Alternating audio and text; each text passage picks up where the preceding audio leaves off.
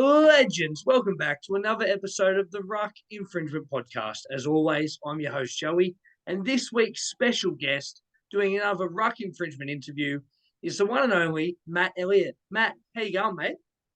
Never been better, Joey. The opportunity to talk to you, it's always a pleasure, mate. Mate, I really appreciate you coming on. For those that don't know you, who may have lived under a rock for their whole rugby league career, do you want to take us a bit through who you are and who you coached? Well, it's been a while, so I think there's even people that don't live on rocks that don't know me, mate. Yeah, so I think it's a decade this year since I've head coached.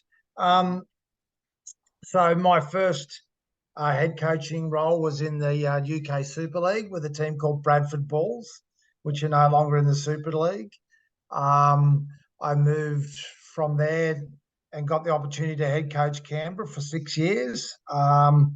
After that, I went to Penrith for 5 seasons, and I had 2 seasons, or not quite 2 seasons, with the Warriors. So, um, yeah, drifted around a little bit, but yeah, had a great opportunity, and really grateful to all those clubs. Yeah, absolutely. And can you tell us a bit about the process of becoming a coach? So you were obviously an assistant coach for a little bit as well. Yeah, look, I was so blessed, and it wasn't something that I'd consciously done. Back when I finished, I had to retire at 28 because of bad knees. Yeah. And that was right on the precipice of the Super League war. So I was still one of those professional players that had another job, and I was lucky. I got a fairly good job in local government. I was a director of community services. But when I retired through injury, Brian Smith, who was the coach at St. George, where I was playing, offered me a position on the coaching staff. And so along with that, I was the development officer at St. George Dragons as well. And yeah, it wasn't something I consciously set out to do. I guess looking in reflection, my decision to go into coaching and leave a director's role behind in local government at the time was probably a little bit impromptu, considering I had a family as well. So, but yeah, I just it was coaching by accident rather than Yeah. coaching by, that's what I always wanted to be. Yeah, I love it. Now, the next question I got for you, we talked to a lot of coaches and former players as well. And the question I always ask is, who is the funniest player that you've coached? And there would be a few. Okay, what I'm going to do in this question, Joe, is I'm going to eliminate the English players because no one's going to know them. Yeah, But beautiful. I coached in Yorkshire, and if you want to know what funny is, go to Yorkshire for 3 weeks. That's all you will need. Right? So, actually, Brian McDermott, who's on the Newcastle coaching staff, who coached the England team. Now he was on the playing staff. He was hilarious. He was genuinely hilarious. But I'll go Australian players. Probably in a quirky way, Jason Smith, Okay. Yep. who played at Canberra. He was obviously at the very back end of his career. I'm going to have to say he had a humour like the Sahara Desert, very dry, extremely dry, but hilarious.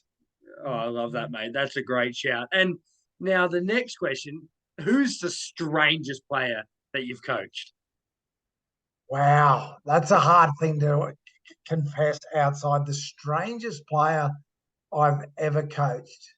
Well, even though it was only under 20s, Adam McDougall was a player I coached in under 20s, and he was slightly eclectic. Luke Lewis as Okay. well.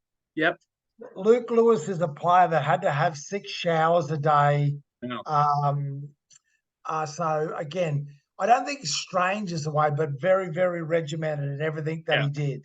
Yeah. So I guess again, quirky would I'd put that under, but definitely the reason why Luke was so successful and is successful after footy is that he's so rigid in his approach to everything that he never gets taken sideways.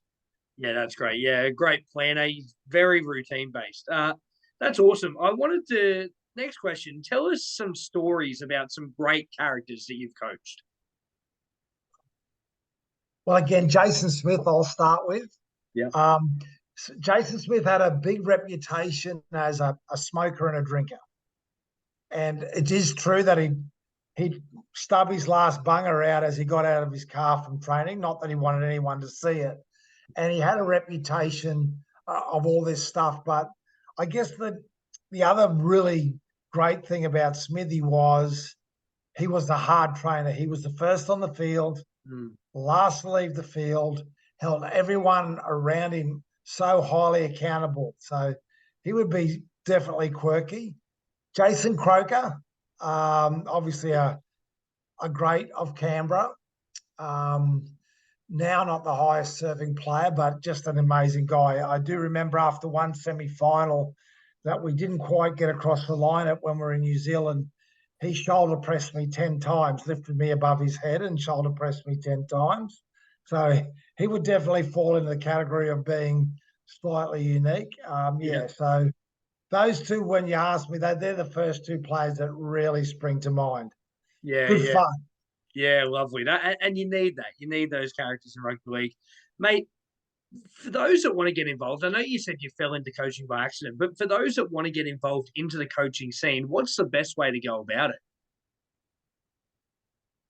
I think there's probably two key approaches I'd share with you there, Joey. Is one, you've got to have a love for the sport and a love for people. Now, the greatest rugby league coach, if you just want to look at records, is Wayne Bennett. It's hard for me to say because I coached against Wayne, but that's the truth. His records speak for himself. Wayne, as you know, he obviously has a passion for the players that he coaches because his relationships are the foundation of his coaching. So knowing how to create, preserve, and sustain relationships at a really high level with young people. Wayne's 72 and he's still really close to 18-year-olds. Yeah. And that's not an easy thing to do. To have that adaptability over such a long period of time. He has my admiration for that. Definitely. You need, like, if you're looking at the NRL to coach, you need a work ethic that is going to make sure that you're at work every day of the year as much as you'd rather not be, and they're not short days. Yeah. You're dealing with 30 to 40 professional athletes, young professional athletes, as well as a large coaching staff and performance staff these days. So you're not going to be an effective head coach without a high level work ethic. And obviously, a part of the passion of that game is to have an elite understanding and curiosity of not only what high performance means in the game and what high level execution in strategy means in the game, but a curiosity of how you make that better. And I think that's coming through under Brian Smith, particularly as an assistant. And for those who don't know, Brian, never won a grand final, but I think he coached in probably 6 or 7 of them. Yeah. And the teams he got there probably didn't deserve to be there a lot of the time, which was an indication of what a high quality coach he was. But his level of diligence and understanding of how to create higher levels of performance was pretty impressive. So, I was lucky to be exposed to that. Yeah, mate. No, that's awesome. I really love that. Mate, is there one or more, a few games that stick out in your memory more so than any other? God. Again, I was really lucky to win competitions in the UK. So sharing those experiences, regardless of who the players were really special. I think the thing that sticks out for me is probably when you learn when you're not coaching. I used to go to work every day with 30 young people that wanted to get better every day. People give coaching a bum rap and all the pressure. Who gets to do that? And I got to do that as a head coach for 18 years and as an assistant for another, 5 or so. So just that alone, rather than one experience, the whole experience of just being in that environment, I think people have a distorted view of it because the media, that's boring for the Yeah. media, isn't it? Yeah. That to hear that sort of phrase. But the truth is that 95% of footy players are good people, and to have such a small amount of dickheads is rare. Yeah. Yeah. Um, they don't represent the other 95% that well sometimes, but just to be in the company of so many good players and staff and everyone committed to trying to find a way to be better is, you know, you really only understand the value of it when you come out of it. Yeah. Yeah. No, that's very true, mate. Very true. Mate, are you a rugby league fan yourself? You still follow the game? I'm still working at the Dragons these days. Lovely. I do 3 days there. I'm lucky to work on ABC radio and do commentary. Yep. And I have done that for now 10 years. Goodness, well, going into 10 years. Yeah, I love the game. I loved it from my first memory of sport. Yeah. I was, through to, you know, to modern day footy. I'm not one of those people that, back in my day, the game, Yeah. I'm just so enamored with the athletic progression of the players, the skill level. Yeah, some of the stuff that we witness on the field, I'm glad I don't play anymore. That's for sure. They're just, they're mind blowing what these guys are doing, and I'm really excited about the trajectory of the game at the moment. Yeah, yeah, absolutely. It's funny what you said about people talking about back in my day, the game has evolved, and it's evolved in such a way where uh, it makes it a lot harder now, I think, for people to crack first grade because of that competition and the level of just as you were saying, ability of the athletes. Well, the thing you need to also understand now, Joey, is that the athletes are being prepared for NRL level from 16 now. Yeah, Yeah, yeah, and so they're not coming in. They're learning how to play NRL when they're 17. They're not learning how to play it when they're 21. mm, So they're amazing, and obviously the dynamic of the game's changed. I guess the thing that look, let's use a comparison here. I'm going to be respectful, but the approach to rugby union hasn't evolved, has it? It's pretty no, much played the same way as it was when I played it at school yeah, yeah, for a couple of years, as well as like rugby league. I never not played rugby league. Now the fact that it hasn't evolved makes it boring for me. mm, I can't tell you the last game of rugby union I watched. yeah, Um, and so I think that we've had a lot of decision making made in our game that wasn't great. yeah, Sometimes at the administrative level. But I think one of the things that rugby league's done really well is the evolution of our rules. And we've been also vulnerable enough to go, well, that rule wasn't a great one. Let's get rid of it. mm, Yeah. So I'm really proud about that of the game, of how they've evolved the game, and it's continued to engage our spectators, I reckon. yeah, absolutely. I mean, I've been watching for about 25 years myself, and I love the fast pace of the game now. I think it's great. You get to see these guys, and if they get into space, there's so much speed to burn. It's awesome to see. It's really good, mate. How was life after you retired? Was it a struggle to uh, you know fit back into society as such? I got lucky again, mate. So I guess, Joey, one of the things that happened is I got the opportunity, Andrew Moore through the ABC. So I Mm, worked pretty much 4 days a weekend, initially, probably for the first 6 or 7 years in ABC. And I had some opportunities to coach again, but I was, one, I didn't want to go back overseas, and two, I was a bit cautious about going back into assistant coaching roles. I yeah. did go back in 21 as an assistant coach for a little bit, but in the meantime, I started a wellbeing business, Oh, lovely. um, and that wellbeing business was basically based on the premise of what I learned working in the high performance industry. Yeah. And what I learned with working with injured workers in particular and doing preventative stuff in places like corrective services facilities and hospitals and different police, what I learned was the word high performance is a bit of a bullshit word, mate. It's human performance.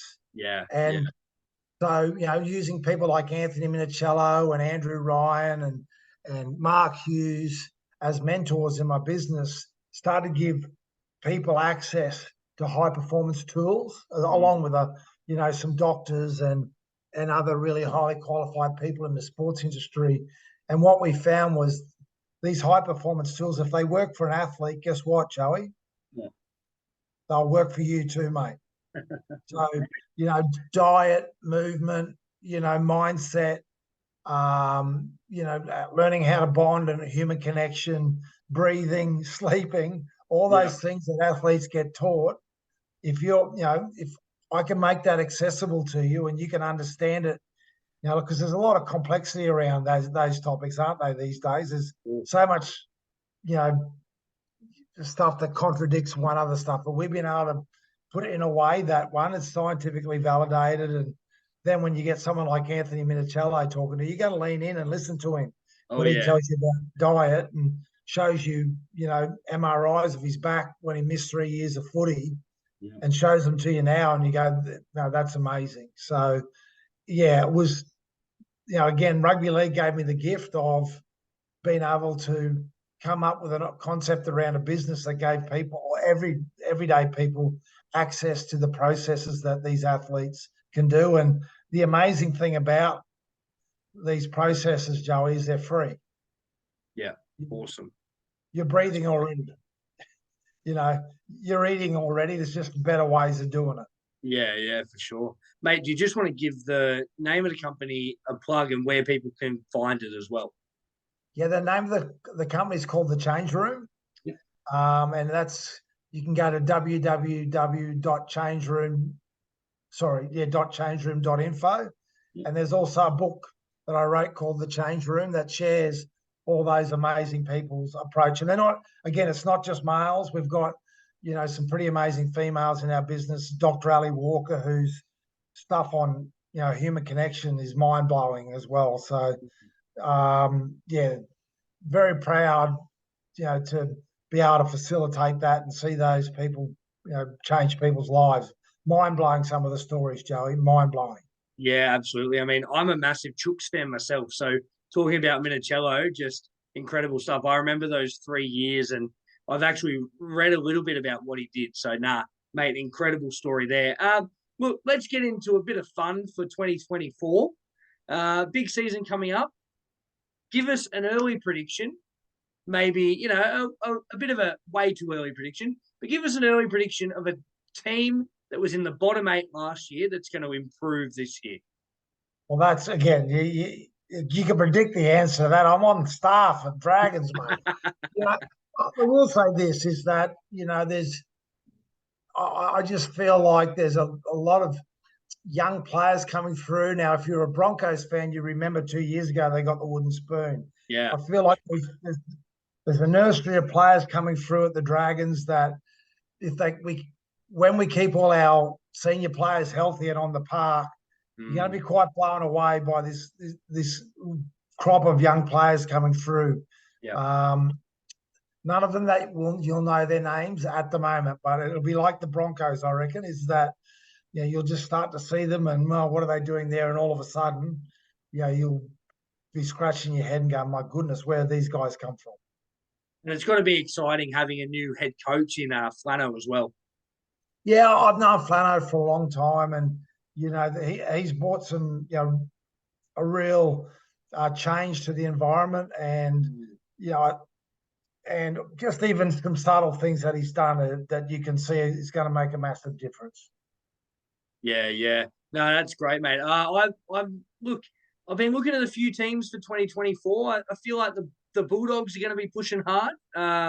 Feel like their signings, they've signed every utility in the game almost, but I think they're pushing hard in 2024 to make the 8. But Dragons is a great shout, mate. We can't wait to see what happens in 2024. But just want to thank you for your time again. That's all we got time for today on our Ruck Infringement interview. I want to thank you for coming on, Matt. This interview will drop within the next few weeks before the 2024 season starts. Don't forget, you can follow us wherever you get your podcasts, Spotify, Apple Podcasts, Google Podcasts, Amazon Music, and you can follow us on all our social media, Facebook, Instagram, TikTok, X, Threads, LinkedIn for the professional as well. And that is, again, that's it. That's Matt. I'm Joey. Be good. Full time, Joey. Thanks, mate.